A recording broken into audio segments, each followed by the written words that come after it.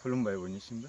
बे समाव आंनि साफ्रोमबो फेसबुक पेजनि फलोवार्स, इउट्युब चेनेलनि साबस्क्राइबार नोंथांमोननिसिम आंनि गोसो गोरबोनि गाहाम हामलायनायखौ बावहरदों।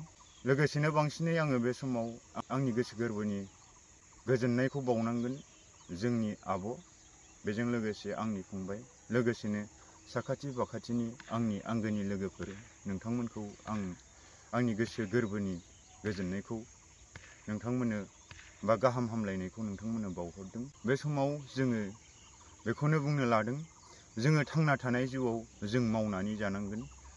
खायसेया बुङो, हमना ला जों निउस मिडियाफोरनि मानसिफोरा सोरनिबा जुदि मोजांखौ नुयोब्ला बा बिथांमोनहा खस्थ' खालामनायनि गेजेरजों बिथांमोनहा गोबां थाखा आरजिनो हायोब्ला जों बेखौनो बुङो, बिथाङाबो दलरसे खेथि खालामनायनि गेजेरजोंनो गोबां रां आरजिनो हादों होननाय बायदि। थिग बेबायदिनो आंबो दलरसे बेसर फोनायजोंनो गोबां रां आरजिनो हायो नामा बेफोरबायदि बुंनो हागौमोन। नाथाय आंनि कन्टेन्टआ बे नङा। जोङो थांना थानाय जिउआव जायखिजाया खामानिखौनो मावनानै जानांगोन, नङाब्लाथ' बाजै फैसालि बायदि खारगोन, नङा होमबा? दिनै बाजै फैसालिनि खोथाखौ आं बांसिनै बुंनो सानाखै। बाजै फैसालिनाव बेसेबां धोन दौलत दंमोन, बिथाङा मा जाहोनखौ लानानै बिथाङा गुबुन हौवाखौ गोसो थोनानै USA खारलांनो नागिरनायमोन, आं बेफोरनि खोथाखौ बुंनो सानाखै। नाथाय आं बुंनो सानदों, दिनै जिथु BTR-आव प्रमद बर'नि दैदेननायजों जेबो जौगासारनायनि हाबाफारियानो जायैखाय दिनैनि दिनाव BTC-खौ इउ-पिपल सरकारा बा बिथांमोननि क'आलिसन सरकारा सामलायनायनि जाहोनाव बिथांमोना BTC-आव जौगासार खामानि मावनो हायैनि जाउनावनो बांसिन बेबायदि सोरबा थाखा फैसा गोनांखायाबो बांसिन थाखा फैसा लब जानानै खारनाय बैफोरबायदि जाथाया जानो हागौ। मानोना दिनैनि दिनाव जों नुनो मोन्दों प्रमद बर'आ खालि खुगायावल' जौगानायनि बाथ्रा बुङो, बिथाङा सुइजारलेण्ड बानायनायनि खोथा बुङो, नाथाय दिनै BTC-नि थागिबिफोरा मोनजादोंना मोनजायाखै बैफोरनि सायाव बिथाङा उदिस लानो थाखाय सम गैया। बिथाङा खालि खुगायावल' मेल मिथिङावल' बा मिडिया बाइटनि गेजेरजोंल' BTC-आव गोजोना फैबाय, BTR-आव गोबां जौगाबाय होननानै बिथाङा बाथ्रा बुङो, नाथाय बेफोर खालि मिडियानि थाखायल' बुंफ्लानाय होननानै जों सानो। फर एग्जाम्पल, थांनाय सुनिबारखालि माखासे XNDB बिथांमोननो रिहेबिलिटेसन पेकेज होदों। गुबुन गुबुन जिल्लायाव बेबायदिनो 300 जन, 200 जन, 250 जन, 150 जन, 50 जन बेबायदि बिथांमोना XNDB-नि माखासे सोद्रोमा बिथांमोना रिहेबिलिटेसन पेकेजखौ मोननो हादों। नाथाय जोंनि बिश्वनाथ जिल्लायाव मात्र 10 जनल' मोननो हादों।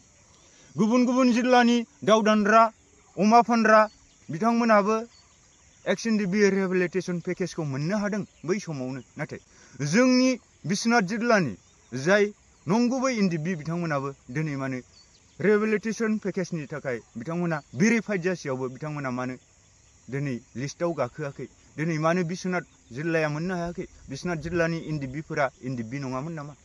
बेखायनो आं बुंदों, दिनै जुदि प्रमद बर'आ जौगासारनायखौ लुबैथारदोंमोनब्ला दिनै बिश्वनाथ जिल्लानि NDB-फोराबो NDB-मोन, बिथांमोनाबो लिस्टआव फैनांगौ। दिनै बिथांमोननि एग्रिमेन्टआ बा BTR गोजोन गोरोबथाया 5 बोसोराव थांबाय।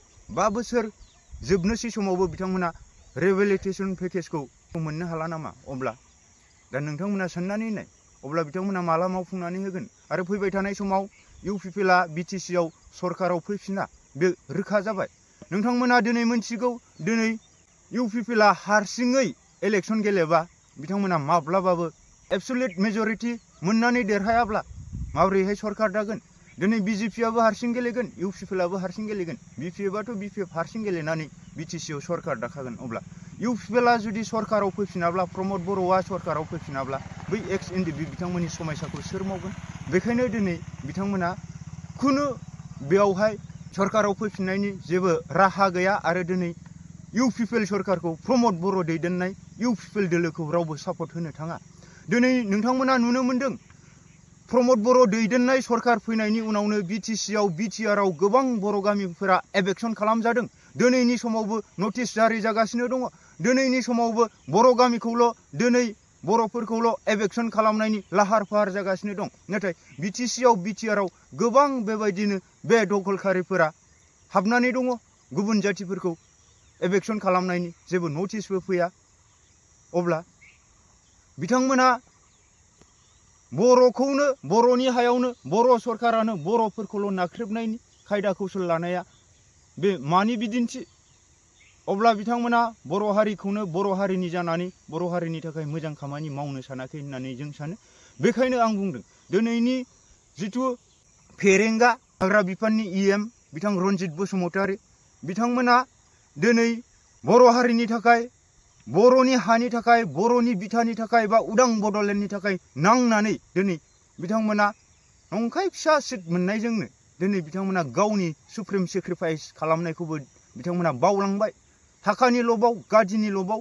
दिनै बिथांमोना बे हानि थाखायनो नांसोमनानै दिनै बर' हारिनोनो बिथा होलांनो होननानै बिथांमोना नांनानै दिनै बर'हा जि जायगायाव थादों बे जायगायावनो बर'फोरखौ बिथांमोना एभेक्सन खालामदों अब्ला बेफोर मानि बिदिन्थि अब्ला बिथांमोनखौ जों साननो हायो बिथांमोना खालि स्वार्थनि थाखायल' बिथांमोना नंखायखौनो इन्दिबि आफादनि गेजेरजों बर' हारिखौ सिबिनो होननानै थांदोंमोन गमामायैनो बर' हारिखौ सिबिनो गोसो दंब्ला दिनै नोंथाङा बिटिआरनि हाग्रा बिफाननि EM जानानै दिनै बर'फोरखौल' मानो एभेक्सन खालामदों बेफोर जोंनि मोनसे जुक्ति गोनां कुइसन बेखायनो आं बुंदों दिनै फेरेंगामोननि दैदेननाय दिनै प्रमदनि दैदेननाय बिथांमोनखौ जों फोथायनो हाया दिनै प्रमद बर' बिथाङा बुंबाय थादोंमोन जेब्लासिम जों उदां बड'लेण्ड मोना अब्लासिम जों सहि होआ जेब्लासिम गहपुरा सनितपुरा बिस्वनाथआ जेब्लानाखि भारत सरकारजों गोदान गोरोबथा जागोन बेयाव जुदि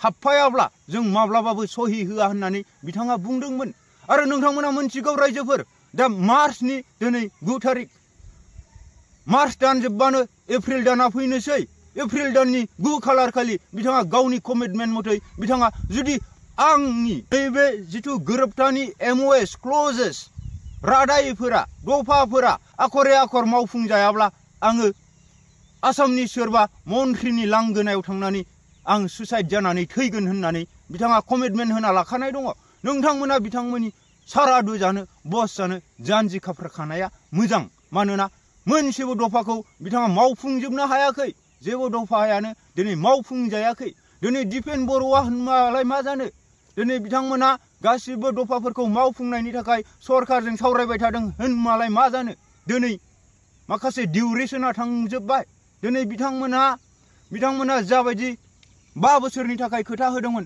5 बोसोरा जोबलांसै अब्ला बिथांमोना माब्ला मावफुंगोन बेखायनो BPFनि सापर्टार नोंथांमोन खुनु जिंगा गैया दिनैनि समावबो BPFआ BPFखा आरो BPFनि अननायजों जों BTC BTRखौ जोङो गोजोनै गोजोन जौगा थासारिजों जोंदा मादायै जों खुंफिननो थाखाय जानजि खाफ्रानांगोन आरो बे एकमात्र नोंथांमोननि बेसेन गोसा मोनसेल' भटजों नोंथांमोननि आसि बिमानि मोनसे बेसेन गोसा भटजों बेखौ जोङो मावफुंनो हागोन बेखायनो जों आखाइजों आखाइ हमलायनानै BPF दोलोखौ फिन BTCआव सरकाराव लाबोफिननो थाखाय जों बयबो जानजि खाफ्रानांगोन मानोना प्रमद बर' बिथाङा दिनै जोंनि बर' हारिखौ जोंनि बर' बिमाखौ थगायनायनि अनगायै जेबो मोजां खामानि मावाखै बर' हारिनि थाखाय गोबां खहासो बिथाङा दिनै 2020 मायथाइनिफ्राय बिथाङा बेबायदि बर' हारिनि खहानि थाखायसो सरकार सामलायबोबाय थादों बेखायनो प्रमद बर'खौ जों सापर्ट होनांगौनि खुनु बाथ्रा फैया